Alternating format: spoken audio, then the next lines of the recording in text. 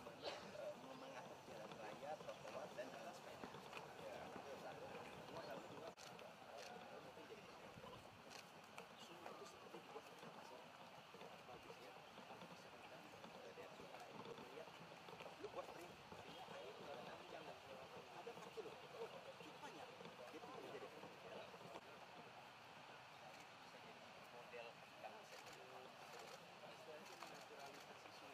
Oh siap, mengembalikan sungai ke ekosistem natural.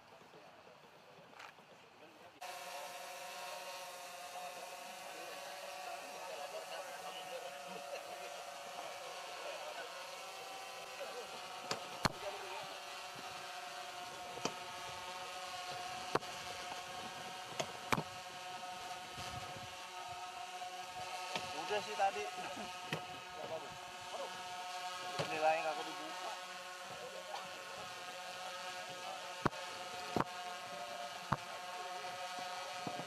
Foto bersama ada 2 sesi. Untuk sesi yang pertama, tangan kanan megang tangan kiri, lihat teraga.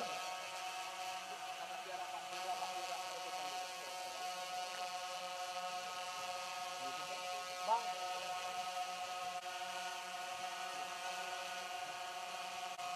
2, 3. Selesai.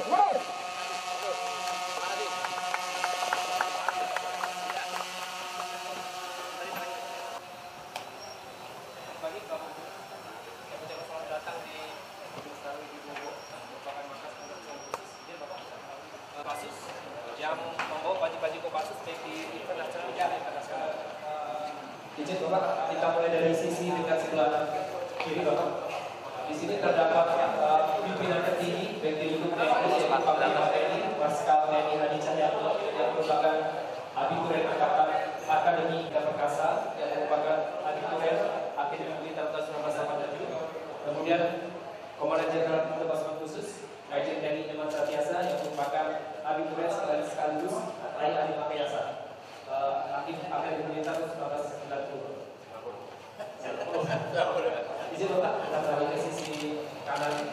Di sisi Bapak terdapat lambang beserta patakan Satuan di jajaran Kopassus. Di mana yang paling atas merupakan lambang dari Kopassus dengan semboyan Buana Chandra Satya Dharma. Jika kita melihat burung, kemudian jangkar dan pisau komando. Hal ini mengartikan bahwa prajurit Kopassus adalah satuan yang kecil dan efektif, Bapak, karena pisau komando lebih kecil namun tajam. Sedangkan burung, sayap burung dan jangkar mengartikan bahwa prajurit Kopassus tidak hanya di darat, Bapak, namun kami memiliki kemampuan di laut dan di udara. Kemudian Bapak, di bawahnya terdapat lambang satuan di jajaran Kopassus. Yang pertama adalah Pusdiklat 5, Bapak. 5. Yang pertama adalah Pusdiklat Passus Batu Jajar, di mana prajurit komando kasih komando. Setelah lulus dari pendidikan komando, maka kami ditempatkan di grup 1, Pak. Di grup 1, lambangnya ini adalah Paromo, di mana setelah kami 1 tahun, kemudian mendapatkan tugas operasi, kemudian seleksi untuk Sandiuda, maka kami akan ditempatkan di grup 2 Kopassus, tepatnya di Solo, Surakarta, Bapak. Kemudian yang ketiga adalah grup 3 Kopassus di Cijantung, sama lokasi geologinya. Yang terakhir adalah 181 Kopassus, Bapak, di Cijantung atau kantor teror Kopassus di Cijantung.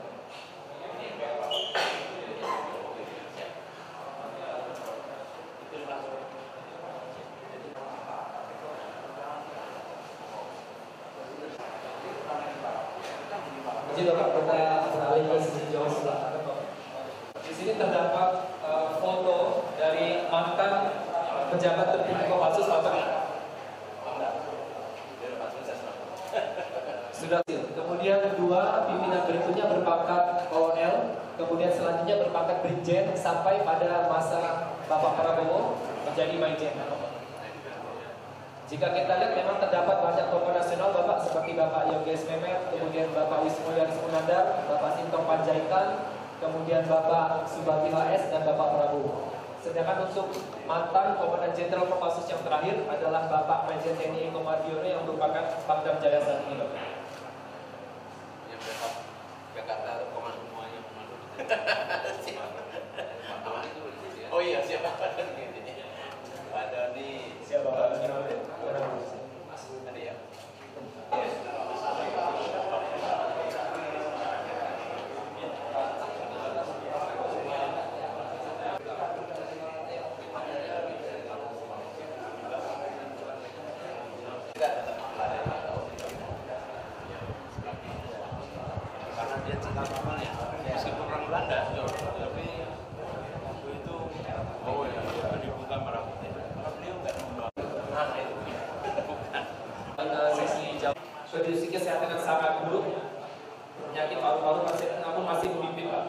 sehingga beliau disebut juga Bapak Gerilya dan dianugerahi sebagai pahlawan pembela kemerdekaan. Kemudian selanjutnya adalah Bapak Slamet Riyadi. Bapak, beliau lahir dan besar di Solo. Kemudian sebenarnya ide pembentukan dari Kopassus ini berasal dari ruang pikiran beliau, namun baru bisa dicetuskan atau baru bisa direalisasikan pada zaman akhir.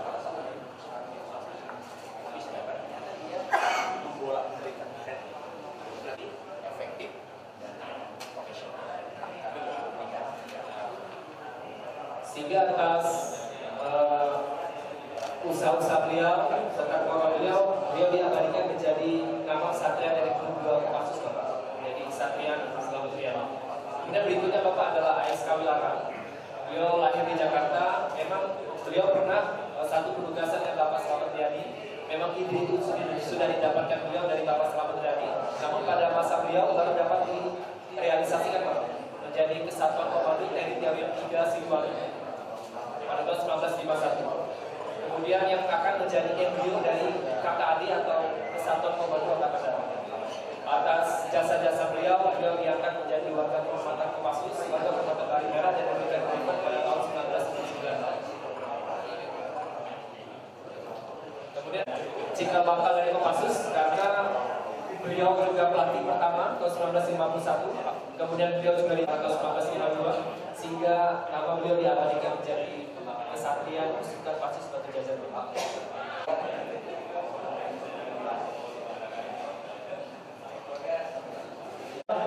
Selanjutnya adalah foto Bapak Ahmad Yani, salah satu pahlawan yang gugur akibat penjelasan PKI pada masa P3 PKI. Kemudian atas jasa-jasa beliau diabadikan beliau menjadi ini Pak, menjadi perawat.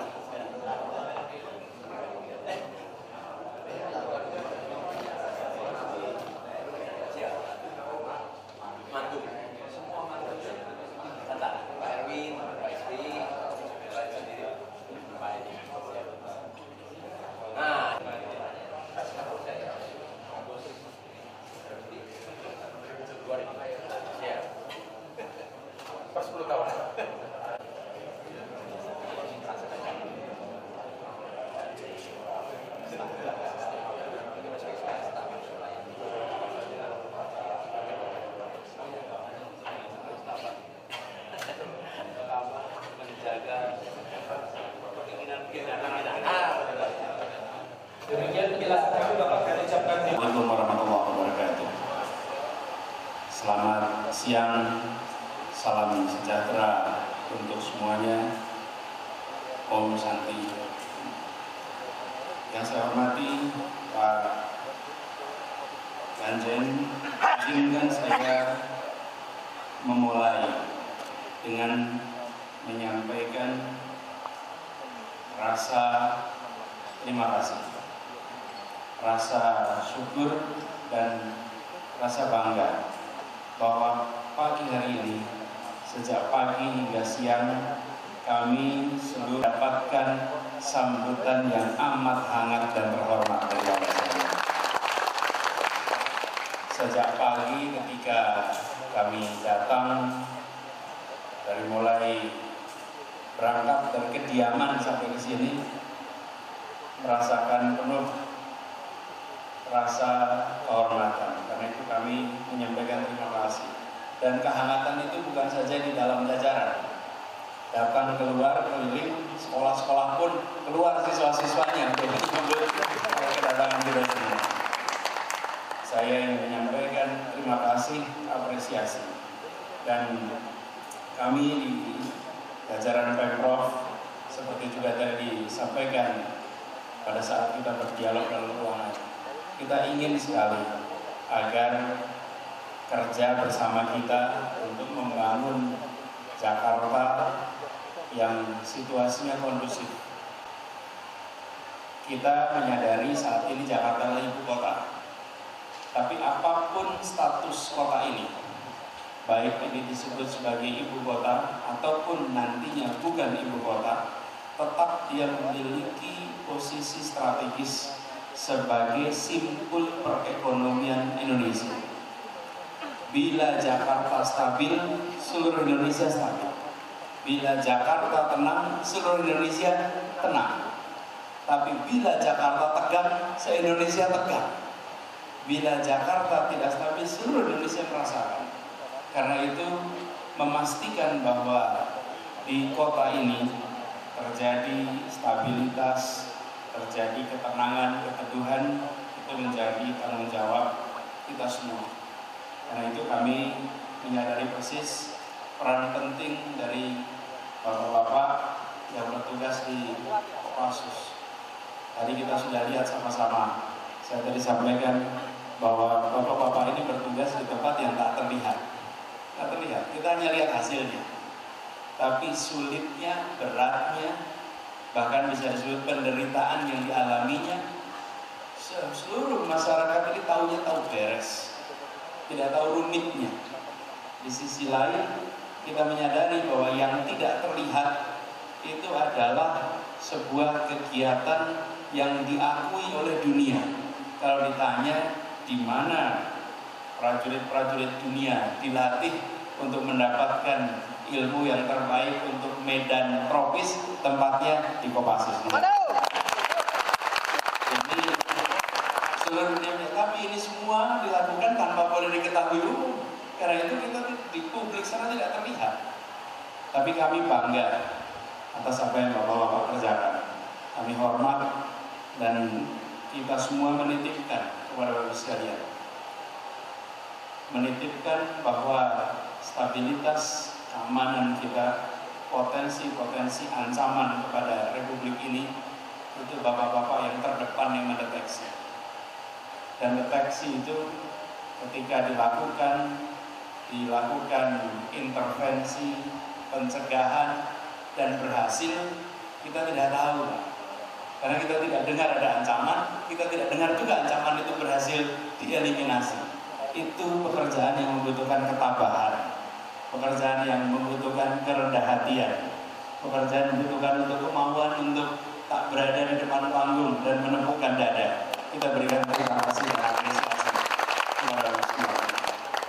Ini harus sekalian moto berani, benar, berhasil. Saya rasa ini sebuah moto yang harus keluar dari Mako. Ini harus menyebar ke seluruh Indonesia.